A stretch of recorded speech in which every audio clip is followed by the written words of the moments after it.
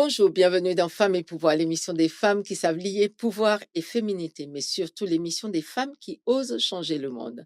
Notre invitée du jour est Marie-Gabrielle Ménard. Bienvenue sur le plateau de Femmes et Pouvoir, Madame Bonjour Ménard. Carole, merci de l'invitation. Merci beaucoup d'avoir accepté notre invitation. Donc, en plus d'être une femme politique inspirée, engagée, vous êtes une artiste, vous êtes productrice, journaliste, animatrice radio, donc vous êtes dans votre élément ici. Vous mettez au service des citoyens et des citoyennes de Schlager-Rosemont-Est, dont vous êtes la députée et élue, votre détermination pour porter leur voix et défendre leurs intérêts à Ottawa. Que signifie pour vous le mot pouvoir, Marie-Gabrielle? La question d'ouverture, Carole. C'est un mot qui peut m'effrayer lorsqu'il est en soi un résultat. Lorsqu'on a l'impression d'avoir atteint un pouvoir ou d'avoir le pouvoir, comme si c'était une chose en soi, une finalité, il y a quelque chose qui me rebute avec ce mot-là. D'accord.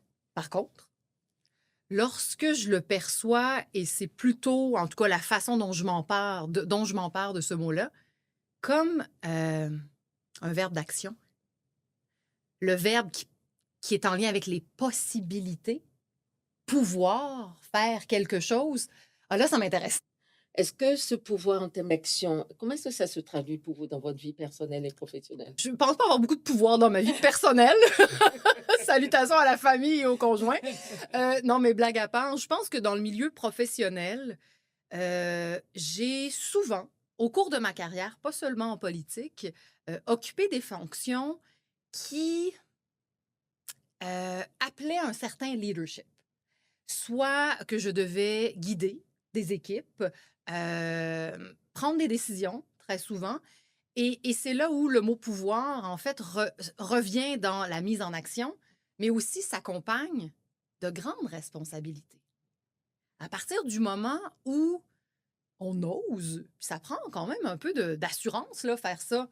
Dire à un groupe, ou dire à une partie de la population, dans mon cas en ce moment, écoutez, je pense être digne de confiance.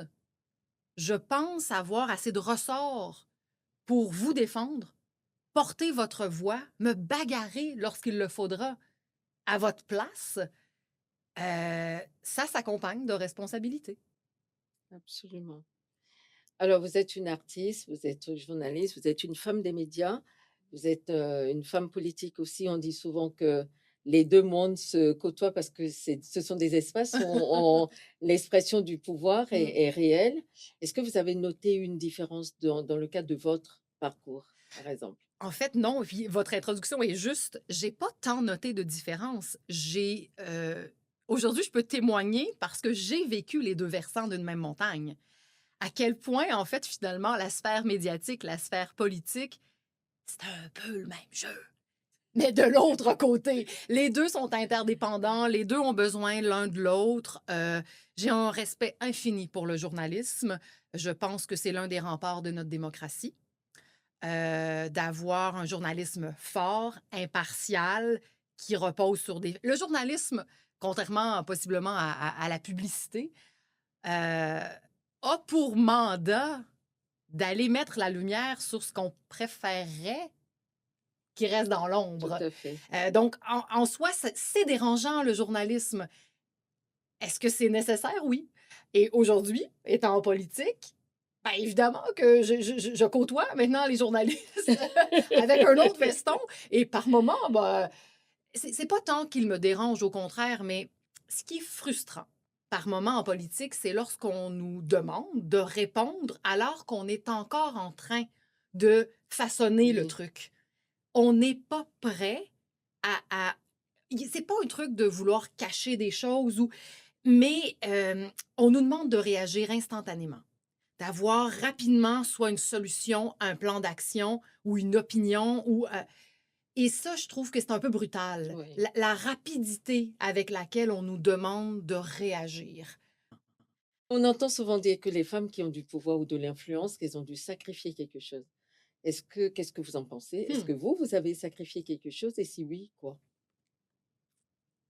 J'ai dansé professionnellement. J'ai donc été, jadis, une athlète d'élite.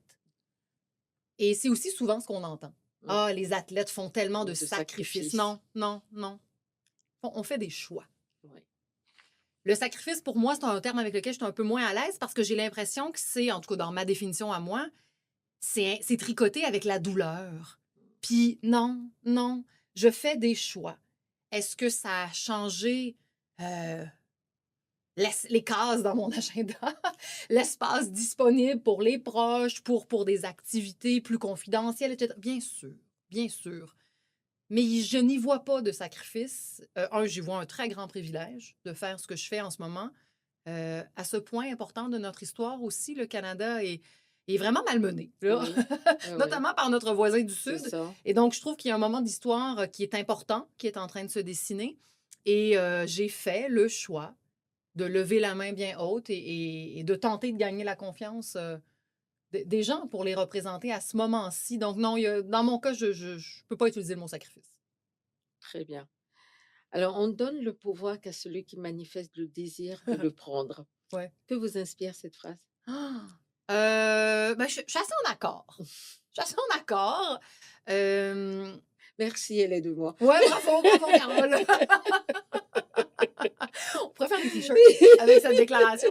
Ben, en fait, je le dis parce que dans mon cas, je trouve que ça résonne. Après ça, on pourrait parler Bien sûr. d'autres qui, en ce moment, sont installés dans une forme de pouvoir où là, je le questionne Oui, davantage là, par rapport absolument. à cette déclaration-ci.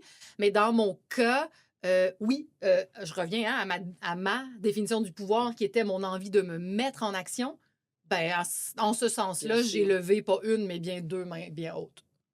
absolument. Est-ce que vous diriez que les femmes, elles manifestent suffisamment le désir d'avoir le pouvoir? Je m'efforce le plus souvent possible de ne pas faire de généralité. Mais là, Absolument. je vais en faire une. On va parler des femmes. Gros bloc qui n'est pas un bloc monolithique, mais bon, pour le bien de la question. En fait, je trouve que l'une des armes, des atouts redoutables des femmes qui finiront par s'installer dans des positions de pouvoir, c'est le doute.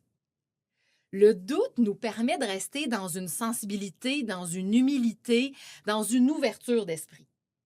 Mais c'est aussi souvent ce qui, finalement, devient notre plus grande barrière à l'entrée.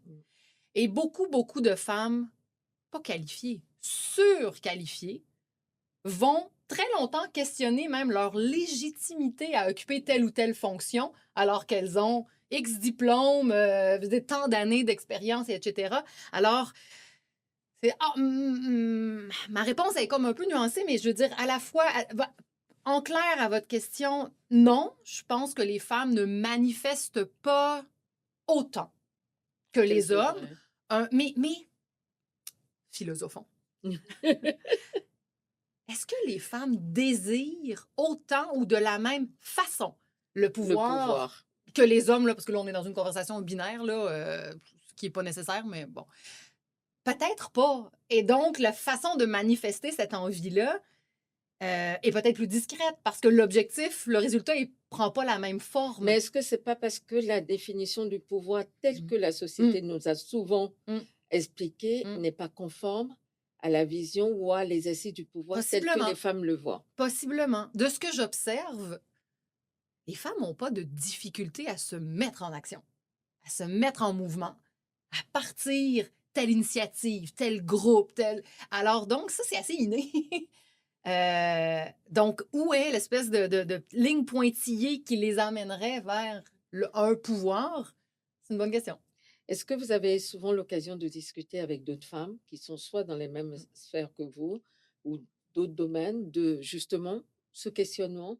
Est-ce que c'est quelque chose dont vous parlez quand vous retrouvez entre femmes d'influence, Ça par exemple? arrive. Ça arrive, mais je dirais que c'est rarement l'objet de la conversation. C'est-à-dire qu'on va discuter de différentes choses et à travers l'ordre du jour, parfois va s'immiscer un peu ces réflexions-là. Je pense, en tout cas moi, à date, l'expérience là, que je traverse, si on regarde juste la politique, je trouve très touchant de voir des collègues partager de façon très impudique certaines expériences, parfois un peu plus brutales, qu'elles ont vécu. Puis je trouve qu'en soi, là, on commence à se tisser une espèce tu sais, de nid où on, on brise un peu l'isolement. Ouais, ouais. Parce que par moments, des situations un peu moins glorieuses, on a l'impression, en tout cas, à raison ou à tort, mais que c'est une réalité individuelle. Or, il n'en est Non, rien. non, non, non, absolument. Est-ce qu'à terme, il pourrait peut-être avoir une stratégie particulière Hmm. ou féminine des femmes pour accéder au pouvoir? Si j'avais la réponse claire, la marche à suivre. Euh, j'ai quand même l'impression que l'éducation joue une part belle cette- ce bouquet de réponses possibles. Les femmes étudient plus que jamais depuis les dernières Mmh. décennies, en tout cas si on regarde juste ici au Canada. Euh, Est-ce que ça aura peut-être, dans pas aussi longtemps qu'on peut le penser, une vraie incidence sur qui occupe les postes de décision? Il y a, évidemment, on est dans une mouvance aussi, hein, il y a beaucoup de gens qui quittent pour la retraite. De ce nombre, beaucoup, beaucoup d'hommes en situation de pouvoir. Est-ce que ça va créer un mouvement?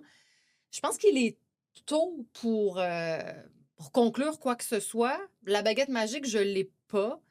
Mais je pense vraiment que ça part de l'éducation dès le plus bas âge. Puis je parle vraiment de l'éducation autant chez les jeunes filles que chez les jeunes garçons. Là, c'est imbriqué pour moi dans l'égalité des genres, Mmh. l'égalité des chances. Est-ce que vous avez un rôle modèle, un mentor ou une inspiration dans le cadre de Mhm. votre famille qui vous a donné justement Ouais, cette appétence, cet ouais, aplomb à être, juste ouais. Marie-Gabrielle Ménard, vous? On dirait que je nommerais l'arbre généalogique au complet. Là. Mais vraiment, évidemment, salutations tu sais, bien senties, chaleureuses à l'égard de mes parents parce que euh, moi, j'ai d'abord dansé professionnellement. Et plein de mes collègues artistes ont été accueillis très froidement par leurs parents, choisissant Mmh. une carrière possiblement rude où les difficultés étaient assurément là, nombreuses. Moi, jamais, jamais, jamais, jamais, mes parents ont même douté du choix que j'étais en train de faire. Dire, pour eux, c'était réalise-toi, Marie-Gabrielle, dans ce qui t'allume parce que c'est là où tu vas être bonne, lorsque Mmh. le feu est là. Absolument. Donc, pour ça, évidemment que mes parents ont joué un rôle incroyable et ça m'a permis de renforcer mon estime de moi, je Mmh. crois. Après ça, je suis allée travailler dans les médias. Après ça, lorsque j'ai dit go, je me lance en politique active, c'était un peu la même logique. C'était, bah, si c'est ce qui t'appelle, vas-y. Mais en même temps, évidemment, je pense à mes deux grands-mères. Ma grand-mère maternelle, euh, Rita, ma grand-mère paternelle, Gisèle, étaient deux femmes de leur époque. Elles sont décédées aujourd'hui, mais pour qui, encore une fois, l'identité de genre a jamais défini ce qu'elles étaient. C'est Elles ont mené leur projet avec vision, avec ambition. Euh, on dirait que je m'en rendais moins compte petite. Et là, je pense que j'ai pas mal de graines de grand-mère en moi, finalement. c'est quand même un bel héritage. C'est, Ah oui, oui, je me sens très privilégiée. ah oui. Alors, vous êtes également secrétaire parlementaire de la ministre des Femmes, de l'égalité des genres. Oui. Quelle action, d'après vous, les administrations publiques ou les institutions devraient-elles mettre en place pour garantir l'égalité des genres? Vous êtes vraiment Ouais, au cœur, du sujet ouais, et pour faciliter l'accès justement de plus de femmes dans les instances de décision. ouais. Ben, depuis les dernières années, vraiment, en tout cas, au sein du gouvernement fédéral, on applique une lunette pour s'assurer, pas toujours de changer une politique déterminant une fin en soi, mais s'assurant que l'ensemble des politiques qu'on met en place, on mesure quel sera le possible impact sur les femmes. Je vous donne un exemple très concret qui peut parfois être un peu plus nébuleux. Lorsqu'on pense à développer hypothétiquement de grands projets, des grands chantiers, euh, ben, on nous a appris ou sensibilisé, notamment en commission parlementaire, au fait que sur certains territoires, pendant ces grands projets, il y a une grande partie de la population femme qui se retrouve en grande vulnérabilité. et que par moment, ça peut être aussi un terrain tristement fertile aux abus. Une fois qu'on sait ça, comme gouvernement, qu'est-ce qu'on fait? Est-ce qu'on s'assure aussi alors de créer des infrastructures autour d'un projet donné qui va finalement permettre la floraison de milieux de vie et non pas simplement de projets J'ai en soi? C'est un exemple qui peut sembler un peu lointain, là. Moi, je suis installée à Montréal, puis on se parle ici depuis la métropole, mais il reste que c'est l'un des exemples au sens où ça, c'est le devoir du gouvernement de s'assurer que les décisions qui sont prises, lorsqu'on parle de faire croître une économie, ça me semble très abstrait pour bien des gens. On sait aujourd'hui que lorsque l'économie va mieux, les femmes sont plus en sécurité. La tout à littérature fait, est là oui. pour l'appuyer. Lorsqu'il y a des pertes d'emploi massives, des moments de grande turbulence financière, les femmes sont à Sont risque. oui, Soit qu'elles perdent en premier lieu elles-mêmes des emplois plutôt précaires, ou elles subissent dans certains foyers, ne faisons pas de généralité, dans certains foyers, absolument. elles subissent un stress qui peut par moment aussi aller jusqu'à une escalade de violence et mettre à mal la famille. Ouais. Donc, ce sont de très grands dossiers, ça me passionne. Lorsque je suis entrée en politique, évidemment, ça, c'est une décision du bureau du premier ministre. Qui est ministre? Qui est secrétaire parlementaire? C'est un tel honneur d'avoir été nommée alors que j'arrive en politique. Et ces dossiers-là, notamment d'égalité des genres, finalement, sont la raison pour laquelle je me suis lancée en politique. Donc, vraiment, je prends ça très, très au sérieux et j'espère être un mini-acteur de progrès Et de changement. à travers ces dossiers-là. Que pensez-vous de l'instauration des quotas? Spontanément, je répondrais que je suis pas en faveur, Mais mais c'est ça. Mais dans certains domaines, j'ai vu une incidence positive, temporaire, qui finalement s'est étalée dans le temps et a vraiment porté ses fruits. Je ne sais pas quoi vous répondre à ça, Carole. mmh, J'ai aussi peur de vous dire oui, nous devrions instaurer des quotas partout, c'est la solution. ouais. Si vous aviez un jour pour changer le monde, par quoi commenceriez-vous? Un jour, je 24 vous heures. engage, Carole. Je viens. Ouais, hein? Je pense que ça changerait rien. Ça réglerait rien. Mais j'ai 24 heures. Je vais m'offrir un petit laboratoire. Je vais mettre mon sarreau de scientifique, que je ne suis pas, et j'observerai la scène.